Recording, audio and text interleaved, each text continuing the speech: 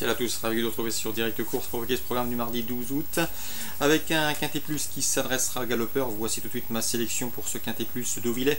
J'ai placé en tête les protégés de Peter Shirgun, à commencer par le numéro 13 Pythagoras qui débute ici dans les handicaps avec une belle chance de succès à mes yeux.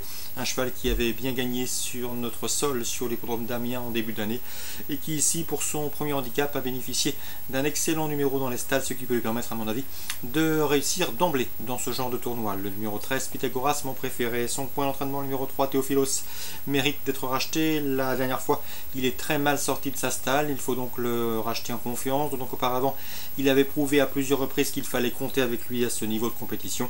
Ensuite, je retiens le numéro 3 Sage Riquet. Certes, il est toujours à la recherche d'une première victoire au niveau quintet plus, mais il y compte déjà 6 places en 9 participations. Sachez également que le terrain souple ne lui pose aucun problème. Dès lors, c'est une base tout à fait indiquée. Le numéro 5, Lando Blue, à mon avis, il faut s'en méfier. Il peut faire afficher une belle cote à l'arrivée de ce quintet. Il a été baissé de 2 livres sur l'échelle du handicapeur. Je le pense capable de refaire parler lui dans ce lot. C'est un outsider séduisant. Le numéro 1, Hayden Cove, Polish, qui pour son premier essai dans le handicap, c'est classé 7ème du grand handicap de Maison Lafitte, une performance honorable, d'autant que ce jour-là, elle avait bien fini après avoir été contrainte de progresser en dehors avec un numéro 17 dans les stalles, une performance qui lui confère ici une chance non négligeable. Le 6, c'est Ayakan, qui avait bien gagné un quintet sur le compte de Nantes, qui a été remonté de 4 kg après cette tentative, mais il a prouvé dernièrement, se classant 6ème à Maison Lafitte, qu'il demeurait compétitif à ce niveau. Son bon numéro dans les stalles peut lui permettre de figurer dans la combinaison gagnante de ce quintet. Le numéro 4, c'est à cœur ouvert. Pour lui, l'expérience à ce niveau de compétition, il compte en effet 3 victoires et 8 places en 19 quintets courus. Une expérience qui lui vaudra tout à fait des supporters légitimes. Attention également au numéro 10, c'est Kizuna, qui, à mon avis, dans ce lot, jugé sur sa performance de fin juin dans un quintet, mérite une mention favorable, d'autant que la tenue ne lui fait pas défaut. Résumé chiffré pour ce quintet plus d'Auvilley: 13, 3, 9, 5, As, 6, 4 et 10. Dans la 5e, toujours d'Ovid, j'aime beaucoup le 502 Mutaz, qui à mon avis fait face à un engagement sur mesure. Le cheval vient de prouver sa forme en se classant 3e d'une étape du défi du galop, celle disputée dernièrement sur le pont d'Avinches en Suisse. Attention également au 802, dans cette compétition, c'est Adira de Beaumont, protégé d'Alain Couetil, une écurie en pleine forme qui ne cesse de truster les bons résultats. Concernant Adira de Beaumont, eh bien, elle collectionne elle aussi les places et à mon avis dans ce lot, elle mériterait de pouvoir franchir le poteau en tête. Donc le 502 Mutaz et le 802 Adira de Beaumont. Concernant la test, en réunion de pas mal d'infos à vous transmettre. Dans la première, j'aime beaucoup le 101 Country Girl qui a terminé 3e du prix des Rêves d'Or à Vichy, une épreuve estampillée Listed Race, une performance ici qui lui confère une chance de premier ordre. Je la pense capable d'ouvrir son palmarès, le 101 Country Girl.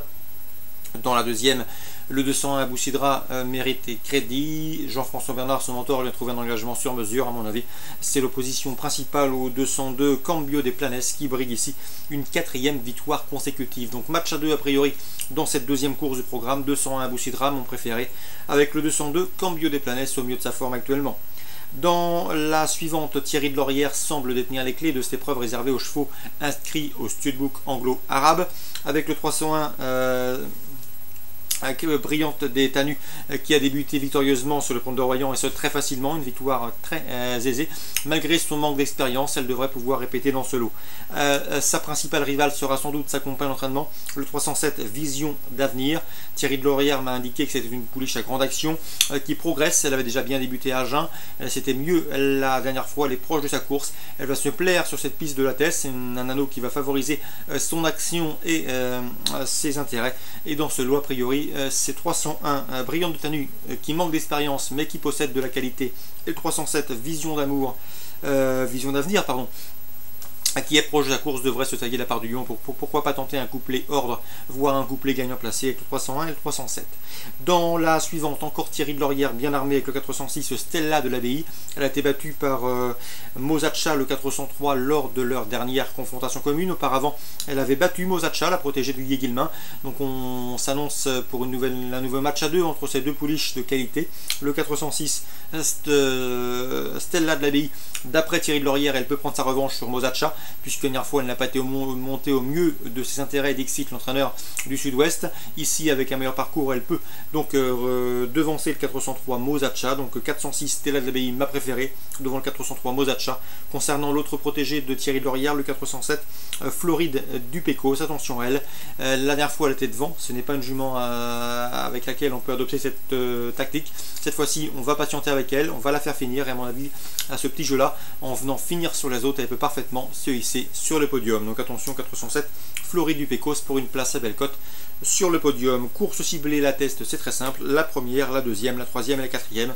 Excellent jeu à tous. Bon début de semaine et à demain sur Direct Course.